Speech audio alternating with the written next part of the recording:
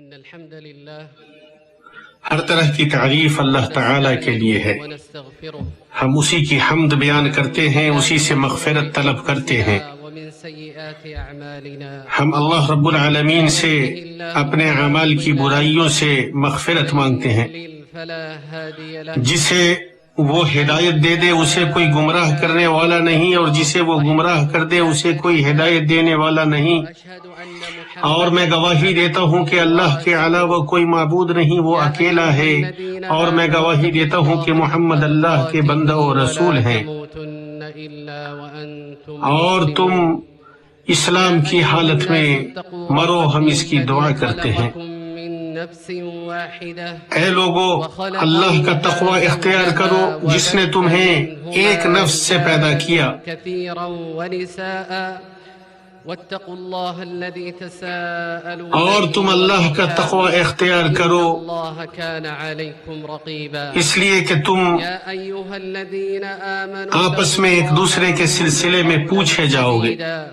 يصلح لكم أعمالكم ويغفر لكم ذنوبكم ومن يطع الله اور ورسوله جو اللہ اور اس کے رسول کی اطاعت کرے وہ گویا کہ بڑی کامیابی سے ہمکنار ہوا. كتاب الله اما بعد، وخير الهدي هدي محمد صلى الله سب سے بہتر کتاب اللہ کی کتاب ہے، اور سب سے بہتر طریقہ محمد الرسول اللہ صلی اللہ علیہ وسلم کا طریقہ ہے. ضلالة وكل اور ہر بدعت گمراہی ہے، اور ہر گمراہی جہنم میں لے جانے والی. اللہ کے بندو، اللہ کا تقوی اختیار کرو اور جان لو کہ تم اس سے ملنے والے ہو. جسے تقوی عزت و غلبہ عطا نہ کر سکے اس کے لیے کوئی غلبہ نہیں. اللہ کے بندو، دنیا ابتلاء و آزمائش، حالات کے بدلنے اور ایام کے الٹ پھیر ہونے کا گھر ہے. اس میں اس شخص کے لیے عبرتیں ہیں جو عبرت پکڑے. اس میں فرحت و سرور ہے، اس میں حزن و خوشی ہے، اس میں تنگی و آسانی ہے، اس میں صحت و مرض ہے، اور عافیت یہ ہے کہ اللہ تعالی اس کے تمام احوال میں محفوظ رکھے. ابن حبان نے اپنی صحیح میں رفاع بن رافع سے روایت کیا ہے، وہ کہتے ہیں کہ ابو بکر صدیق رضی اللہ عنہ ممبر پر کھڑے ہوئے، پھر رونے لگے اور کہا اللہ کے رسول صلی اللہ علیہ وسلم پہلے سال ممبر پر چڑھے اور رونے لگے. پھر آپ نے فرمایا اللہ تعالیٰ سے عفو و عافیت مانگو، اس لیے کہ یقین کے بعد عافیت سے زیادہ بہتر کوئی چیز نہیں دی گئی ہے. ابن ماجہ نے اپنی سنن میں ابو ہریرہ رضی اللہ عنہ کی روایت بیان کی ہے. وہ کہتے ہیں کہ اللہ کے رسول صلی اللہ علیہ وسلم نے فرمایا کوئی بھی دعا ایسی نہیں ہے جسے بندہ مانگتا ہے وہ اس دعا سے افضل ہو. اللہم انی اسألک المعافات فی الدنیا والآخرہ، یعنی اے اللہ میں تم سے دنیا و آخرت کی عافیت مانگتا ہوں. تو توحید کی شہادت اور ایمان باللہ کے بعد کوئی ایسی نعمت نہیں ہے جو عافیت کی نعمت کی طرح ہو، اور یہ دین میں فتنہ سے سلامتی اور بدن میں بری بیماریوں اور سخت آزمائشوں سے سلامتی ہے. تو یہ ان عام الفاظ میں سے ہے جو تمام مصیبتوں کو دور کرنے کے لیے استعمال کیے جاتے ہیں، اور اس طرح یہ بندے پر اللہ کی عظیم ترین نعمتوں میں سے ہے. تو اس کا خیال رکھنا اور اس کی حفاظت کرنا ضروری ہے. تو اے اللہ کے بندو، اللہ تعالی سے عافیت مانگو، اس ذات عز و جل سے طلب کرو کہ وہ تمہیں اس سے نواز دے، اس لیے کہ وہ عظیم نعمت ہے. علامہ ابن القیم رحمہ اللہ فرماتے ہیں یہ دین و دنیا دونوں کی عافیت کا جامع ہے. دونوں جہاں میں بندہ کی درستگی نہیں ہو پائے گی مگر یقین اور عافیت کے ذریعے. یقین اس سے آخرت کی سزاؤں کو دور کرے گا، اور عافیت اس سے قلب و بدن میں دنیا کے امراض کو دور کرتا ہے. تو آخرت کے معاملے کو ایک کلمے نے جمع کر لیا اور دنیا کے معاملے کو ایک کلمے نے. اللہ کے رسول صلی اللہ علیہ وسلم کے طریقے میں سے تھا کہ آپ صبح و شام اللہ تعالیٰ سے عافیت کا سوال کرتے تھے. اللہ کے بندو، اللہ تعالیٰ کے ذکر کے مثل ہی اللہ عز و جل کی نعمتیں حاصل ہوتی ہیں اور اس کا عذاب دور ہوتا ہے. تو ذکر نعمتوں کو حاصل کرنے والی اور مصیبتوں کو دور کرنے والی ہے. اللہ تعالیٰ کا ارشاد ہے، سن رکھو یقیناً سچے مومنوں کے دشمنوں کو خود اللہ تعالیٰ ہٹا دیتا ہے، اور ایک قرات میں ہے یدفع، تو ان کا دفاع اور ان سے مصیبتوں کو دور کرنا ان کے ایمان کی قوت اور اس کے کمال کے مطابق ہوتا ہے۔ ایمان کا مادہ اور اس کی قوت اللہ تعالیٰ کے ذکر سے حاصل ہوتی ہے، تو جو ایمان میں کامل ترین اور زیادہ ذکر کرنے والا ہوگا تو اس کی جانب سے اللہ تعالیٰ کا دفاع اور اس سے مصیبت کا ازالہ عظیم تر ہوگا، اور جو اس میں کم ہوگا تو اللہ تعالیٰ کا دفاع بھی اس کے لیے کم ہو جائے گا، ذکر کے ذریعے ذکر اور نسیان کے ذریعے نسیان۔ اللہ کے بندو، ایک مرتبہ نبی کریم صلی اللہ علیہ وسلم مصیبت زدہ قوم کے پاس سے گزرے تو آپ صلی اللہ علیہ وسلم نے فرمایا، کیا وہ لوگ اللہ تعالیٰ سے عافیت نہیں مانگتے ہیں؟ اسے بازار نے انس بن مالک رضی اللہ عنہ کی روایت سے بیان کیا ہے۔ اس حدیث کو البانی رحمہ اللہ نے صحیح قرار دیا ہے۔ اللہ کے رسول کا استفہام انکاری تھا، گویا کہ آپ علیہ السلام ان سے کہہ رہے تھے، تم لوگ اس بیماری کے سامنے سر تسلیم خم کیے ہوئے ہو، حالانکہ تمہارے پاس اس بیماری کی کامیاب علاج اور دوا موجود ہے جس میں مبتلا ہوئے ہو، اور وہ عافیت کی دعا۔ اللہ کے بندو، اللہ کی افواج میں سے ایک فوج نے پوری دنیا کو ہلا کر رکھ دیا ہے۔ وہ حجم میں چھوٹا لیکن ضرر میں بڑا ہے، وہ مختلف ممالک میں پھیل چکا ہے، صحرا و چٹیل میدان تک پہنچ چکا ہے۔ اس کو دور کرنے کے لیے اللہ کے نبی صلی اللہ علیہ وسلم کے طریقے اور اس عظیم شافی کافی دعا کے ذریعے ان کی رہنمائی سے افضل کوئی چیز نہیں ہے، تاکہ رب سے بندے کے تعلق میں اضافہ ہو اور وہ اس ذات پر یقین و بصیرت کو حاصل کرے۔ اللہ تعالیٰ نے فرمایا، عام لوگوں کے لیے تو یہ قرآن بیان ہے اور پرہیزگاروں کے لیے ہدایت و نصیحت ہے۔ اور میرے بھائیوں، ایسے حالات میں سنجیدگی کا مظاہرہ کرنا ہے، اور نیک بخت وہ ہے جس کو اللہ تعالیٰ صحیح توفیق بخشے۔ اور کون ذات ہے جو تم کو خشکی و تری کی تاریکیوں سے محفوظ فرماتا ہے؟ اے نبی، آپ کہہ دیجئے کہ اللہ ہی کی ذات ہے جو تمہیں نجات دیتی ہے،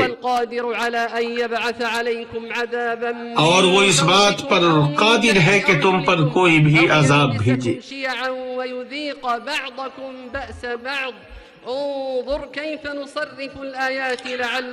دیکھو کیسے ہم الٹ پھیر کرتے ہیں اس کائنات میں۔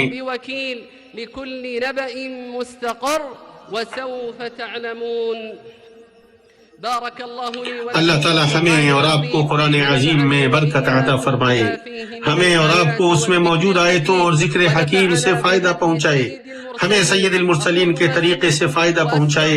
میں وہ کہہ رہا ہوں جو آپ سن رہے ہیں۔ میں اللہ تعالیٰ سے اپنے لیے اور تمام مسلمانوں کے لیے ہر طرح کے گناہ سے پناہ مانگتا ہوں۔ اسی ذات سے مغفرت طلب کرو، اسی کی بارگاہ میں توبہ کرو، یقیناً وہ بہت زیادہ معاف کرنے والا اور نہایت رحم کرنے والا ہے۔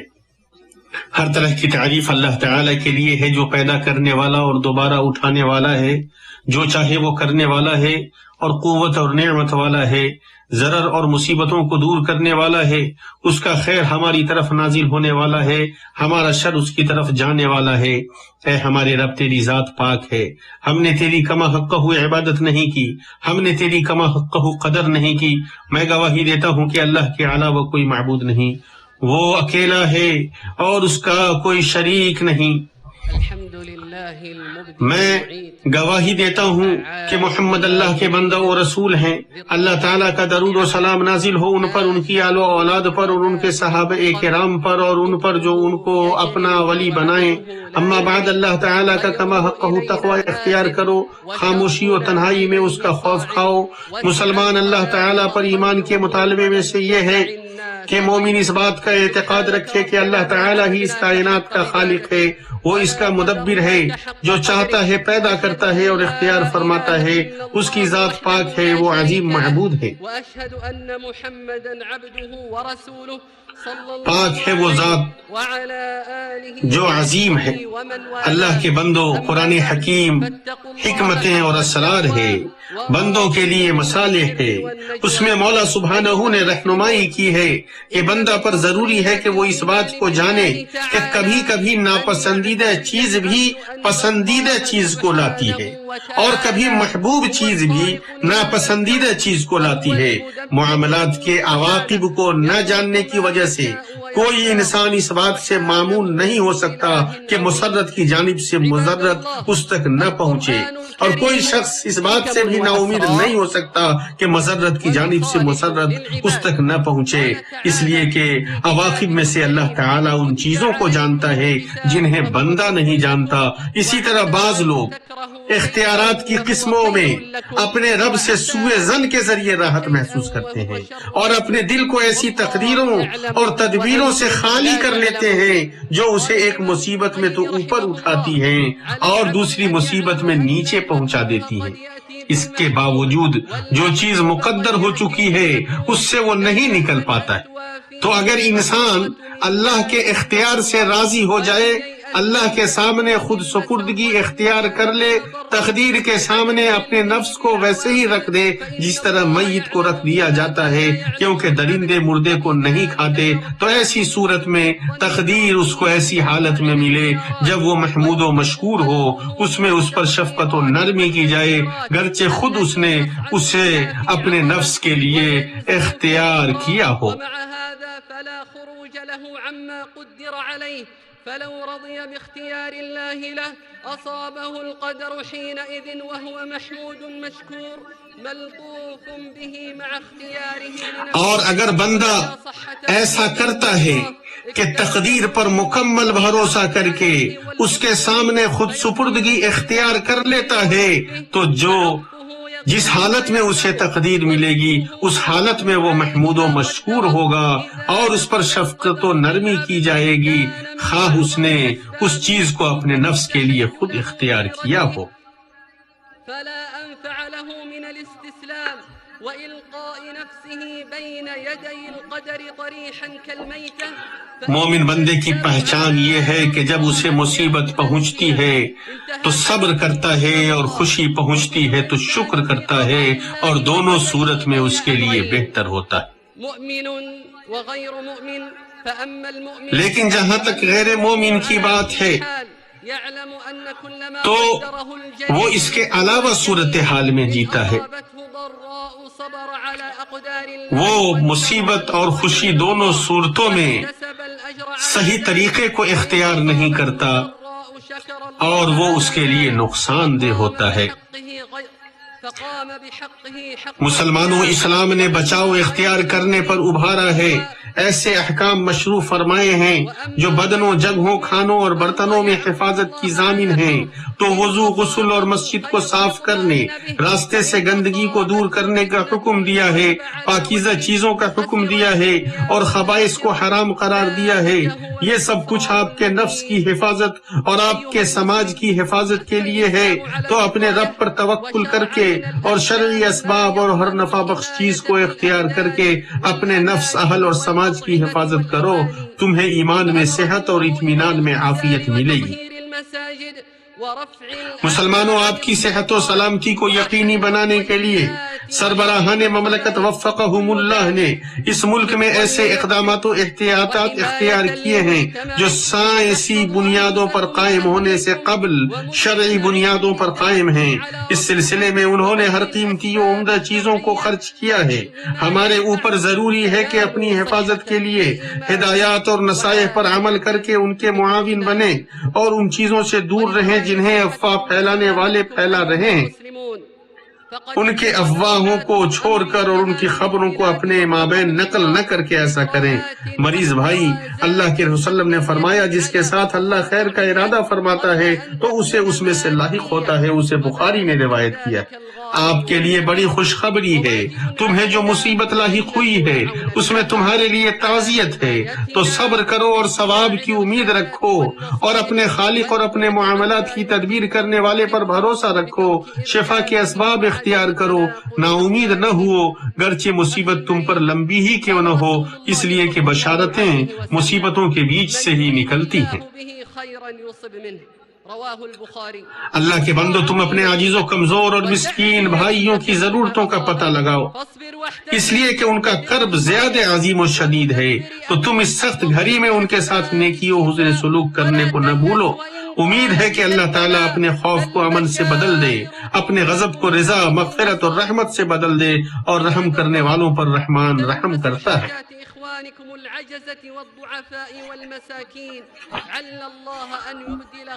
ہم اس بات کی گواہی دیتے ہیں کہ اگر ہم نے ایک لمحے کے لیے بھی اپنے نفس کو اپنے حوالے کیا تو ہمارے لیے خیر نہیں ہے۔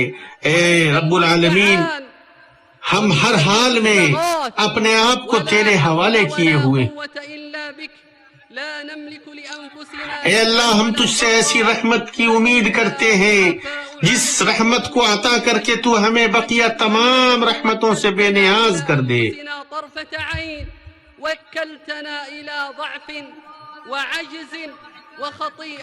اے اللہ،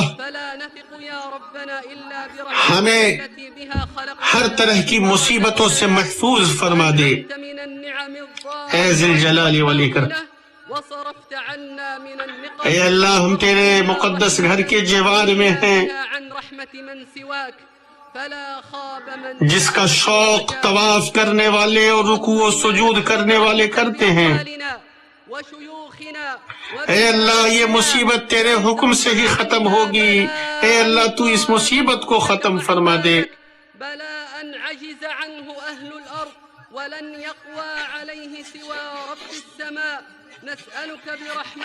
اے ذی الجلال والاکرام، اے ذی الجلال والاکرام، اے ذی الجلال والاکرام، ہم تم سے دعا کرتے ہیں کہ اس مصیبت کو دور کر دے مولا، اپنی رحمت سے ہم پر رحم فرما دے مولا۔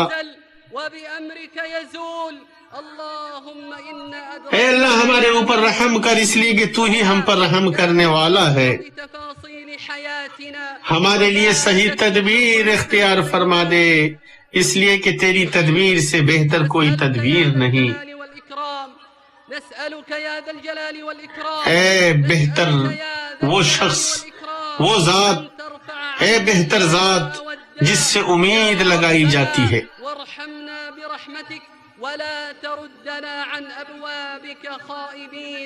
اے اللہ، ہم تجھ سے پناہ مانگتے ہیں تیری نعمتوں کے زوال سے، تیری ہر طرح کی ناراضگی سے۔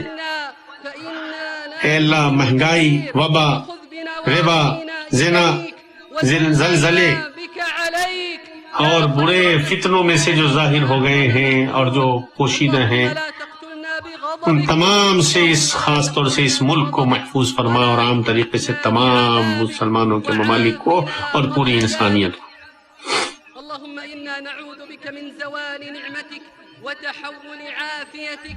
اے اللہ، تیری بہت زیادہ تعریف ہے، ہم تیری تعریف کو گن نہیں سکتے۔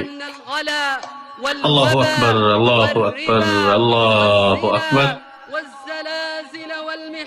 ان تمام چیزوں سے جن سے ہم ڈرتے ہیں، ہر طرح کی تعریف تیرے لیے ہے اے رب۔ ہر درود و سلام نازل ہو محمد اور آل محمد پر، جیسا کہ تو نے درود نازل فرمایا ابراہیم اور آل ابراہیم پر۔ اے اللہ، برکتیں نازل ہو ابراہیم اور آل ابراہیم کی طرح محمد پر۔ تو بہت زیادہ قابل تعریف ہے، اور ہماری آخری دعا یہی ہے کہ ہر طرح کی تعریف رب العالمین کے لیے۔ اللہ اکبر، اللہ اکبر مما نخاف ونحذر۔ اللهم صل على محمد وعلى آل محمد كما صليت على إبراهيم وعلى آل إبراهيم إنك حميد مجيد. اللهم بارك على محمد وعلى آل محمد كما باركت على إبراهيم وعلى آل إبراهيم إنك حميد مجيد. وآخر دعوانا أن الحمد لله رب العالمين.